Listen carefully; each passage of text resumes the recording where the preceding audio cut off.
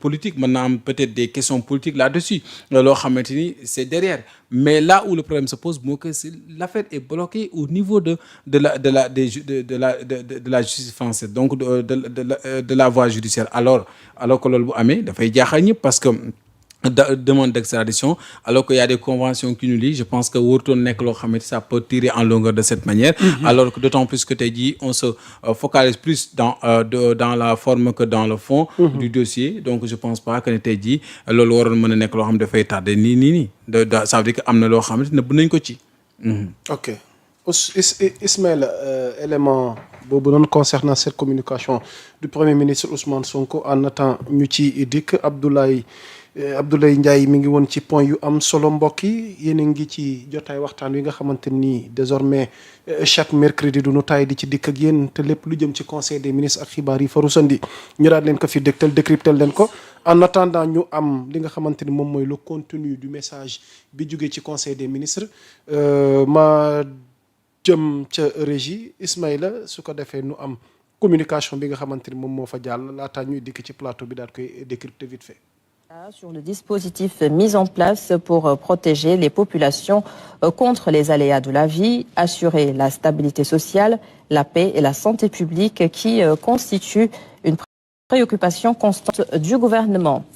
Le Premier ministre a ainsi fixé les orientations précises pour l'action gouvernementale dans ce domaine, dans le cadre d'une stratégie globale et intégrée de prise en charge des missions et d'une rigoureuse harmonisation des interventions sectorielles, notamment à travers un système d'alerte précoce, une vigilance renforcée et des interventions appropriées et bien coordonnées.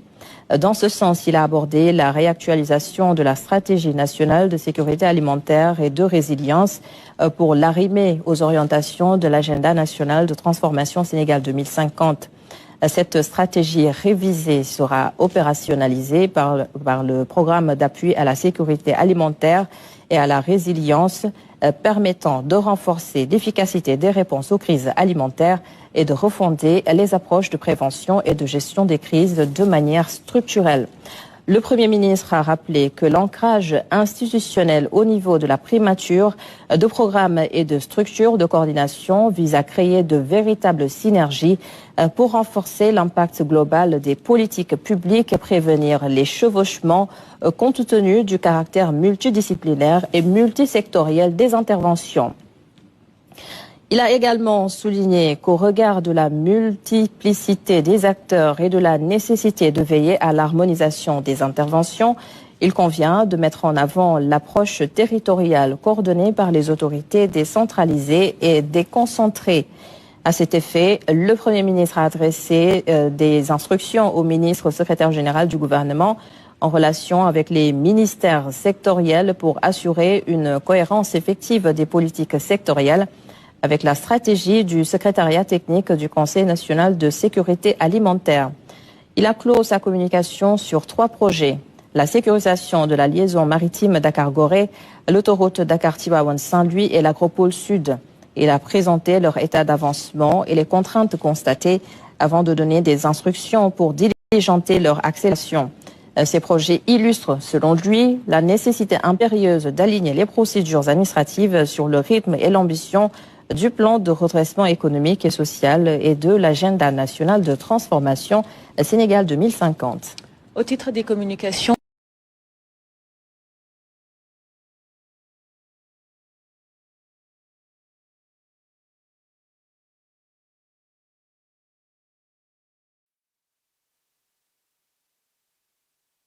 nga xamante ni moom moo tukkee ci conseil des ministres bi ñu bàyyi ak Abdoulaye Ndiaye kàddu gi su ko defee mu daal ñu koy tënkal faram-fàcceel ñu ko ci kàllaamay Kocc ngir mu gën a mën a leer ngir ngeen xam décision yi nga xamante ni bisu tey ji moo tukkee ci conseil des ministres ak annonce yi nga xamante ni nag ci kàddu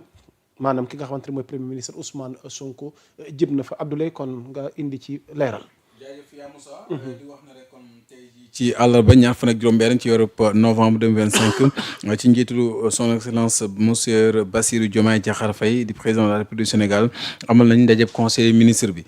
ci nag communication bu njiitu réew mi moom président de la République nag ñëw na ci ay ponk yu am solo bokk na ci li ñuy wax yokku wàllum bëgg koom-koom mu sam réew am ci loog ak xirtal waaye tamit fexe ba gën a am ab taxawaay ba am fii ay kàngam ñu duppee ay champion ñuy wax renforcement du patriotisme économique ak lancement effectif de l'initiative sunu champion.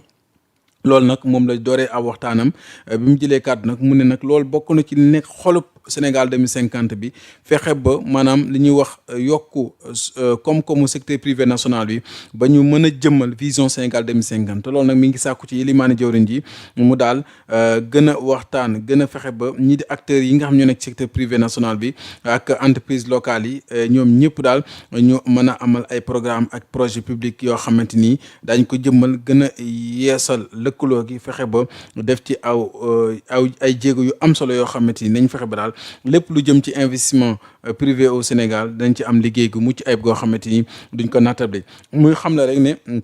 dina sax jiite réunion bu njëkk bu conseil présidentiel boo xamante ni investissement rénové la koy tuddee muy ñaareelu fukki fan yi juróom yi mujj ci weeru mars 2026 bu soobee suñu borom dana ko amal ndaje moomee di conseil présidentiel te dina sàkku ci yëlimaane jëwriñ ji mu waajal ko bu baax a baax ak mbooleem ñi nga xamante ñoo di acteurs yi nga xamante ni mbir mi soxal na leen te ñu bokk ca nga xam ne ndaje moomee nekk ndaje mu am solo moo xamante ne bokk ci li nga xamante moom moo di kon redressement ak relance économique nationale bi nga xam soobu nañ ci ndaje moomee dina ca am njeexantal gu am solo leneen it njiiti réew mi di wax ne mi ngi sàkku ci ñu bàyyi xel bu baax li ñuy wax exécution optimale des plans d'action issus de la stratégie nationale de promotion de l'investissement et de développement du secteur privé maanaam ñu bàyyi xel jëmmal li nga xamante moo de ay ñaan la ñu lal ci pexe yi nga xamante ni dana fexe ba gën a yokk doole wàllum investissement ak suqali secteur privé bi muy joxe xibaar sax ci conseil bi ci ndoorteel li nga xamante moo di présidentiel maanaam conseil de l'initiative présidentielle bi nga xamante ni sunu champion la ko tuddee nga xam dina nekk luy effectif lu ñuy jëmmal te dañ ko déployer ci weeru lu ko door ci weeru décembre 2025 danañ ko amal ngir yokk maanaam ay kàngam ay kàng fuure ci wàllum koom-koom ñu wax ay champions nationaux ñu gën a renforcer liggéey bi nga xamante nañ ko gën a yokk ci wàllum acteurs économiques yi ñi ci yëngu ci ay moo xam acteurs économiques nationaux ak ñii di kon ay entreprises locales yoo xamante ni daañu fexe ba jëmmal agenda national de transformation Sénégal 2050 beneen ponk bi nga xam njiitu réew mi wax na ci mooy redynamisation du secteur des pêches et de l'aquaculture maanaam lépp lu jëm ci wàllum jéeri ji bu ñu jógee ci jéeri ji dañuy dem ci géej gi maanaam wàllum kon lii di géej gi ak mbooleem meññeef ya ca làqu ñuy wax aquaculture loolee ci wàllum mbay ñi nga xam ñoo di dër beeg la ci aju en tout cas loolu lépp ak maanaam yarum jën bi boog laa bëgg wax ak mbooleem lu laaleeg ndox moomee maanaam jàpp ne nees war nañ ko gën a dooleel. kon moom njiitu réew mi wax na bu baax a baax moom chef de l'État di fàttale naka lañ war a mën a aaree bànqaas boobee ba la cay jóge ci meññeef di ak am koom loolee nekk li nga xam daal dana mën a tax suñu pêche fii Sénégal du nekkati lu ñuy maanaam tiit waaye dana nekk lu suqaliku ci sax loolee muy sàkku ci jëwriñ yi ñu gàll wàllum napp ji ak koom-koom ba cay bawoo ak di jaar ci wax ñuy wax pêche ak économie maritime mu fexe ba dooleel xeex bi ñuy xeex wàllum nappin gu bon gi ñuy wax pêche illicite ak it fexe ba maanaam may ak dal diir noppalu wàllum kon jën yi ak la cay meññeefteef ñu mën di dal lu ñuy wax repos biologique ngir mën a am saytu nag gu baax di contrôle ci wàllu yu ni mel ba liggéeyum napp daal mën a yemm ci Sénégal njiitu réew mi di sàkku tamit ñu daal di natt xayma njariñ yi nga xamante ni audit maanaam di saytu gi ak it dogal yi ñu jël ci fexe ba li nga xamante moo di xaatimi déggoo ñuy wax accord yi nga xam dañ ko gelé ak régulation des licences de pêche ci suñu zone économique exécutive boobee loolee ñu mën koo saytu baax évaluer ko natt ko xayma ga njeexantal gan la am ndax am na ab diirkat boo fàttali ko yaa Moussa am na at dañoo dakkande woon lépp lu jëm ci lëkkaloo napp ak ci réew bu Sénégal loolee muy sàkku rek ak li nga xamante moo di ni ñuy innee ak yoonal di régulation ci licence de pêche yi ñu mën a fexe ba loolee mu def ci ab xayma boo xam ne dina mën a tax daal loolee ñu mën ko maanaam lëj mbëj bu baax a baax ba daal du am benn njeexantal goo xamante ni dina indi loo xamante ni jafe-jafe lay doon ci réew bu Sénégal loolu kon moom yërimaani jëwriñ ji président de la République sàkk na kon ci ki nga xamante moom moo di kon jëwriñ ji ñuy dénk wàllum napp ji mu daal di ci mën a def liggéey bu am solo ba loolee daal du nekk loo xamante ni dana am xëy na njeexantal gu ñaaw waaye day nekk lu am solo ci réew bu Sénégal moom tamit sax président de la République yamu ca ma ngay rek waxaat lu jëm ci li nga xam te moo di maanaam lu jëm ci gouvernement ñu accélérer li ñuy wax la mise en œuvre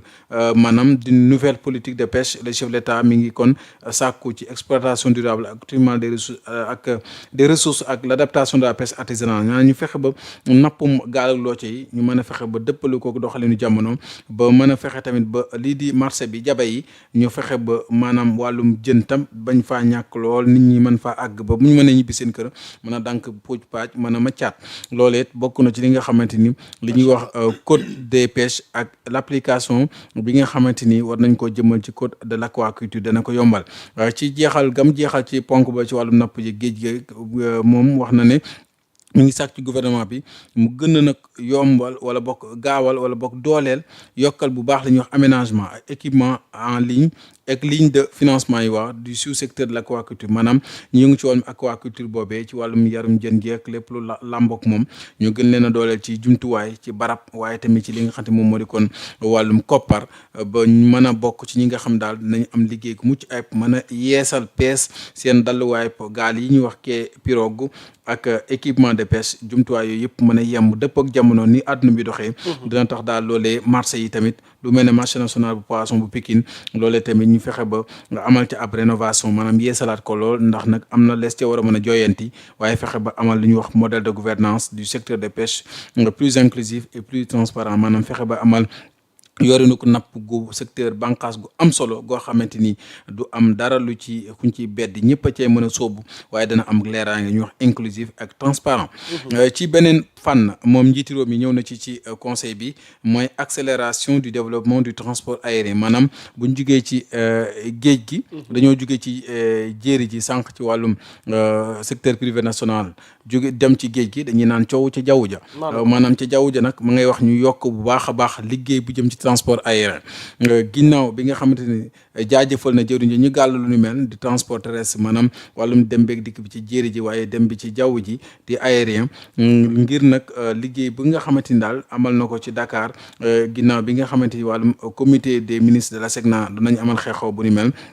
mi ngi fàttali rek gouvernement bi njëriñu gën a dooleel secteur boobee te loolu daa nekk ci vision Sénégal 2050 bi nga xamante ne daal war nañ fexe ba daal maanaam lu ñuy wax hub aérien ci mbooleem composante ak financement yi nekk loo xamante ni daal dootuñ ko nattable fi Sénégal muy sàkku sax muy joxe sax dogal ñu maanaam accélérer gaawal li ñuy wax finalisation ak la sécurisation des travaux de construction et de modernisation des aéroports régionaux et d'engager la modernisation soutenue des services et l'extension des infrastructures de l'aéroport international Blaise Diagne maanaam ñu gën a gaawal liggéey pour yenn dalluwaay roppalaan yi ci réew bu Sénégal ci région yi waaye fexe ba tamit li nga xamante moom moo di kon gën a yeesalaat barab bii ñuy wax AIBD ci yenn ci yi nga xamante daal am na fa wàllum jumtuwaay di infrastructure yu ñuy gën a defaraat muy xam ne tamit njëriñ ñëpp li ñuy wax maîtrise stratégique de la flotte des investissements de l'exploitation de la qualité des services et du plan de transformation de la compagnie nationale Air Sénégal SA le président de la République mi ngi kon waxtu jëmit njëriñu maanaam am taxawaay ci lii di comme wàllum roppalaan yi rawatina lii di dalluwaay bii ñuy wax compagnie Air Sénégal waaye fexe ba tamit ñu gën leen a def ci liggéey bu mucc ayib njiitu réew mi di sàkku ci yélimaani jëwriñ ji mu daal di rek kon jëmmal loolee ci ay pexe ci ay stratégie fexe ba daal programme spécial bu am solo ñu gën a yeesalaat aéroport militaire bu Léopold Sédar Senghor tamit bokk na ci càkkuteefam loolu nag ci agenda président de la République ginnaaw bi mu jeexlee communication am na lu ñu ci toftal waaw mooy njiitu réew mi mi ngi xam ne ci conseil bi ne jël na maanaam demoon na ci juróom-ñetteelu sommet Union africaine Union européenne bi ñu doon amal ñaar fan ak ñett jàpp ñaar fa juróom ci weeru novembre 2025 ca Luanda ca Angola la loolu nag ci ponk bi ñu waxtaane mooy promouvoir maanaam gën a jëmmal lawal jàmm waaye tamit gën a kañal jàmm gën a fexe ba li nga xam ne moo di kon ak yokkute di prospérité ñu mën ko am ci nag ay di anam yu wuute ñuy wax multilatéralisme efficace muy xam ne tamit bokkam ci li nga xam ne moo di plénière ci thème bu am solo bi ñuy wax coopération bi nga xam ne ñu ngi ko doon waxtaanee ci wàllum renouveler ak renforcer ngir jàmm ak kaaraange gu sax tàkk am tamit ci ay diwaan yu wuute ak barab yu wuute ci anam yu wuute ci loolee sax muy wax dëgg-dëgg solos environnement géopolitique mondial bi nga xamante ni am na lu ci xaw a am ay lënt-lënt am ci fu xaw a jax lool naka lañ mën a fexe ba wut ay càkkule di ay proposition ngir jàmm law waxuma la ci Sénégal waaye ci Afrique wala boog ci àdduna wër nga këpp ci kon ndaje moomee tamit ci liggéey nga xam ne na fa amal na fa ay ndaje yoo xam ne dalal na li ñuy wax président de la République démocratique bu Congo ngir lëkkaloo li ñuy wax coopération bilatérale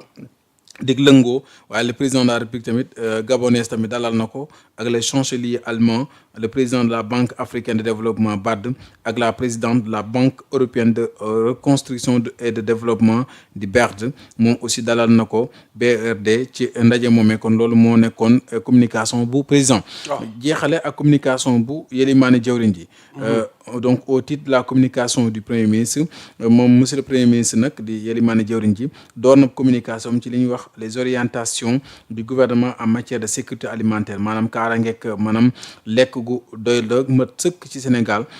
moo xam lu jëm ci jëfandikukaay geeg wàllum santé ga mu war a làmbool loolee xam ne kon Sénégal daal ci ni ko yeneen réew yi def ci àdduna bi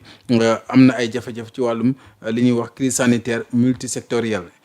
et à divers chocs maanaam jafe-jafe ci wàllum santé ak wér-gu-yaram te loolee nag nekk loo xam ne soxal na état bi ba tax mu taxawal ab dispositif bu am solo ngir aar askan wi waaye ngir xeex aar leen ba ñu mën a waajal seen bopp ci yenn xeetu jafe-jafe yi àdduna les aléas de la vie mooy waaye tamit ñu mën a assurer li ñuy wax stabilité sociale ak dal gu am si société bi ci penc mi waaye tamit jàmm ak wér-gu-yaram di santé publique gi nga xam soxal na ñëpp loolu bokk na ci li nga xamante ni kon gouvernement bi mi ngi koy sóoraale loolu ci programme am le premier ministre nag di Yélimane jawriñ ji wax na tamit ci orientation yu jëm ci l'action gouvernementale ci domaine boobee ci dans le cadre d'une stratégie globale et intégrée de prise en charge des missions et d'une rigoureuse harmonisation des interventions sectorielles, notamment à travers un système d'alerte précoce, une vigilance renforcée et des interventions appropriées et bien coordonnées. mi nga xam ne kon lu jëm ci li nga xamante moo di action gouvernementale bi ci domaine yu ci mel ne kon li nga xamante moom moo di kon ay missions yu ñu war a dox. liggéey bañ ca war a def ak tamit li nga xamante moom moo di kon gaaral gañ ko war a gaaral ba am luñ ca mën a liggéey bàyyi ca xel bu baax a baax di ab vigilance loolu tamit ñi ngi koy sóoraale bu baax a baax bokk na ci tamit. muy maanaam xamle lu jëm ci li ñuy wax la réactualisation de la stratégie nationale de sécurité alimentaire et de résilience pour donc l'arrimer aux orientations de l'agenda national de transformation Sénégal 2050 mu ne am na sax ay pexe yoo xam ne bokk na ci wàllum dund googee wàllum jëfandikukaay googee ak naka lañ ko mën a déggoo di résilience loolu bokk na ci tax lu ñu doxañ ci plan lii di plan Sénégal 2050 boobee muy stratégie boo xamante ni sax dinañ ko fësal bu baax ci programme bu ñuy wax d'appui à la sécurité alimentaire et à la résilience di PNSAR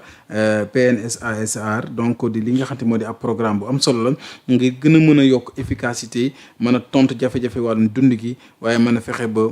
ba li nga xamante moom moo di kon waajal gi ñu ko mën a waajal di ay prévention di ko gàttandu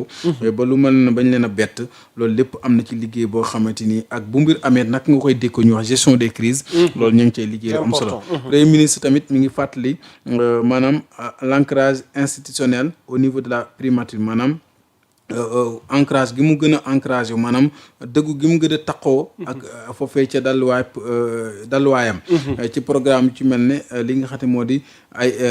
coordination vise à créer des véritables synergies pour renforcer l'impact global des politiques publiques et prévenir les chevauchements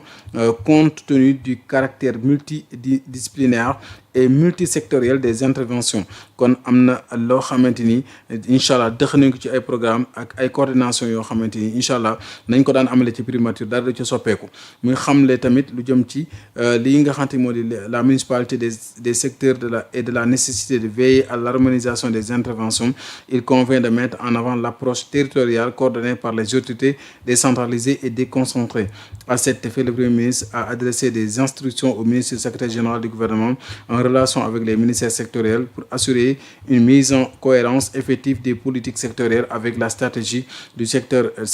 du secrétariat technique du Conseil national de sécurité alimentaire. ba lépp ci wàllum dund gi la sóob nañ ci sax ministère bi ñu dénk wàllum gox-goxaat yi waaye tamit ki ñu dénk lépp lu jëm ci li nga xam ne moom moo di kon jokkalanteeg institution yi ne en même temps nekk secrétaire général bu gouvernement bi mu mën a lëkkaloo ak yenn ministères yi loolee soxal ci wàllum dund gi. ñu mën a liggéey loolee mu mën a sotti ci askan wi. mu tëj nag communication ci ñetti projet muy sécurisation de la liaison maritime Dakar Gorée maanaam fas yéene aar kaaraange ci wàllum diggante Dakar maritime Gorée bi ñu mën cee taxaw bu mucc ayib. autoroute Dakar Tivaouane Saint-Louis loolu tamit ñu ngi ci ab liggéey ak lii di Agropole Sud. ñetti projet yi daal la tëjee ci liggéey bi ñu ci war a def muy présenter tamit seen liggéey bi fi mu toll ci état d'avancement ak les contraintes constatées avant de donner des instructions pour diligenter leur accélération. Ces projets illustrent selon lui la nécessité impérieuse d'aligner les procédures administratives sur le rythme et l'ambition du plan de redressement économique, social et de l'agenda national de transformation Sénégal 2050 mu tëj kon communication ci projet yooyu ma lim sànq muy projet yu mu jàpp ne yu am solo la yu am njëriñ la te dafa dëppoo ak bëgg-bëggu Sénégal 2050 plan boobu ñu daal ci yeneen communication yi nga xam ne am na fa bokk na ci communication des ministre de l'énergie et du pétrole et des mines moom it def na communication ci li nga xam ne moo di l'élaboration de la stratégie d'achèvement de l'accès universel à l'électricité à l'horizon 2029 et l'approvisionnement du pays en produits pétroliers moom nag ministre bi ñu dénk wàllum gànjar gi ak la cay balle ñuy wax énergie ak pétrole moom nag ak mine daan nay wax kon maanaam li ñuy naal ci ñaan la ba fii ak 2029 wàllum courant moom ñëpp mën caa jotañi lool mu doy lool ci réew mi. ministre bi ñu dénk wàllum agriculture tamit ak souveraineté alimentaire ak élevage maanaam wàllum mbay mi ak li nga xam ne moo di koomal lool dund gi. wala bokk li nga xam ne moom moo di am dund gu doy ñuy wax souveraineté alimentaire. am na solo ak wàllum napp jeeg càmm jeeg da ci aju di élevage. moom nag daan ne kon xamle ci xibaaram lu jëm ci waajal campagne de commercialisation maanaam njëndum njaayum gerte gi ginnaaw bi nawet bi weesoo ci 2025 2026 ministre bi ñu dénk wàllu microfinance ak économie sociale et solidaire di docteur Aliou Badara Dione moom ñëw na ci wàllum li nga xam ne moom moo di kon communication ci li ñuy wax stratégie d'accès des organisations de l'économie sociale et solidaire à la commande publique maanaam fexe ba li ñuy état di soxla ci commande publique loolu kat nekk loo xamante ni mën nañ ko balleele ci réew mi te ñi ciy liggéey nekk doomu réew mi te loolee ñëpp mën caa jotani ministère bi ñu dénk wàllum caada di aada ak cosaan culture artisanat tourisme moom nag daal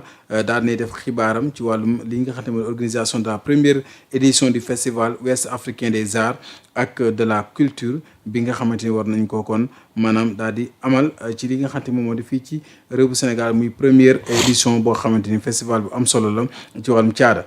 ci yeneen textes yi nga xamante ni jëm na ci wàllum yoon ak assemblée war faa jaar ñu mën koo lëj mba càmbar ko conseil bi examiné na ak tamit adopté projet de loi jëm ci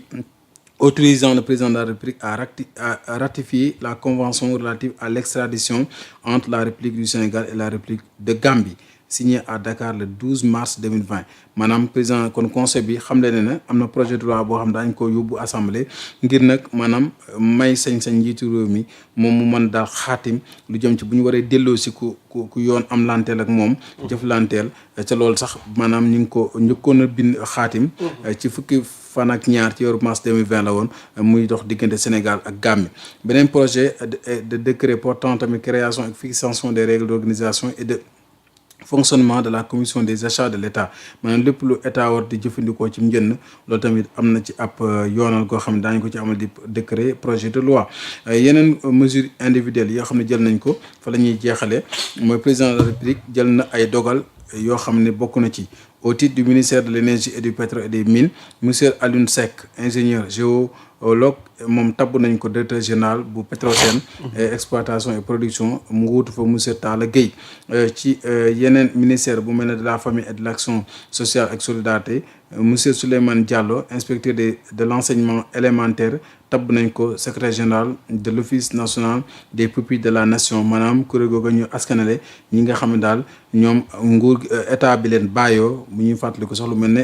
bateau beeg yeneen yu mel bateau la Joola ak ci amoon poste vacant la woon maanaam kenn nekk gu foon ba file kon wutu fa kenn moom moo ko jiite jamono ji au titre du ministère de l'industrie et du commerce ci njënd ak njaay dañ ko dénk monsieur Cheikh Moussa Kane titulaire d'un diplôme d'ingénieur en statistique informatique appliquée et d'un master en suivi évaluation des projets tabb nañ ko mu nekk président du conseil d'administration du laboratoire national d'analyse et contrôle l'ANAC mu wuutu fa monsieur Abdoul Sy ñu woo ko ci yeneen liggéey maanaam appelé à d'autres fonctions. Marie-Rose Khady Fatou Faye mooy secrétaire d'État auprès du premier ministre chargé des relations avec les institutions porte-parole du gouvernement. kon lii la ñu tënk ci këyit ci ndajeb Yélimaani président de la République bi amoon di conseil ministre ci teewaayam njiitam réew mi ak Yélimaani jëwriñ ak jëwriñ ñu jiite. ñaari point nga dikkaat ci. kon am na ñaari nomination. donc Petrosen am na léegi. DG bu bees. kan la. waa Petrosen ma dikkaat ci mooy kii nga xamante moom moo di monsieur Alioune Seck. moom ingénieur géologue la moom la ñu tabb directeur général de Petrosen. mu wutu fa kii di monsieur Talla Gueye ñu koy xaar ci beneen liggéey. ok ba ca topp beneen nomination. ci topp mooy kii di monsieur Souleymane Diallo inspecteur de l'enseignement élémentaire ñu nommé ko en tant que secrétaire général bu l'office national des pupilles de la nation. des postes vacants maanaam poste ba kenn nekk gu fa woon maanaam moom mii rek moom moo fa nekkoon wutu fa kenn jamono jile. alors kon mbokk mujj bi moo waaw mi ngi noonu la. macha allah amatina solo Abdoulaye Ndiaye xam ngeen ni mbokk yi saa su ne dunu taay di dikk ak yéen ci lépp li nga xamante ni moom ngeen war a xam ci conseil des ministres alors Abdoulaye Ndiaye. da di ndaje mu am solo xam nga dans la vie de chaque nation dafay am ndaje yi nga xamante ni askan wi dañ cee war a bàyyi xel moo tax Sénégal set gën leen a jege gën leen a bàyyiloo xel lépp lu xew seen dëkk. moo tax saa su ne du taay bu mercredi tero waxtu wi maag Abdoulaye Ndiaye ñu dikk daal leen di faram-fàcceel ngir ngeen xam li xew ci conseil des ministres parce que fa la ñuy décider souvent lépp lu jëm ci vie nation bi. alors Petrosen tey am na DG bu bees ak beneen secteur bi nga xamante ne moo jëm ci pupille de la nation donc premier ministre def na communication. ci njiital président de la république. alors kon gouvernement bi mi ngi dox di wéy ci duo bi nga xamante ni ki ko jiite ak ki ñu jiital ci jëwriñ yi muy élément njëriñ Ousmane Sonko donte de l'autre côté ci wàllu politique. li nu gën a gis moom mooy. ñaari camps yi affronté wu. parce que lii état la. ok fii état la fee terrain politique bi la peut-être sax mën nañ ko xaar assemblée nationale xëy na mu àddu ci mais fii état la c'est l'état qui gère mbir yi c'est des affaires étatiques seulement que li nga xamante ni gën naa koo noté ci point ci conseil des ministres mooy lu jëm ci affaire alimentaire bi par rapport à la communication du premier ministre mi ngi ko gën a accès ci wàllum dund gi. ak li nga xamante moo di liggéey bi ñu ci war a def dafa nekk nag en droite ligne ak li nga xamante moom moo di aussi première communication président de la République bi muy wax ci aussi wàllum secteur privé national. ñaar yi rek jàpp naa ne bokk na ci ponk yi nga xamante ni ak bu communication ministère de l'énergie bi wax ci accès à l'électricité donc d'ici 2029 je pense que ne ñetti ponk yooyu moom laa gën a jàpp ci li nga xamante moom moo di communication bi moo gën maa attirer sama attention parce que lu jëm ci le secteur privé national bi jàpp naa ne bokk na ci mën a sauver suñu économie ci jamono bi ñuy wax rebasing ñi ngi wax rebasing bi nga xamante ñi ngi ko wax fan yi par rapport ak ni ko agence nationale de la statistique et de la démographie waxee ANSD ak lu jëm ci coow li amoon ñu naan restructuration de la dette bi dugg na fi génn fi coow li ñu ngi def appel donc à public épargne API au niveau donc de la sous-région de l'UEMOA génn guñu ko donc je pense que ni dana am solo ñu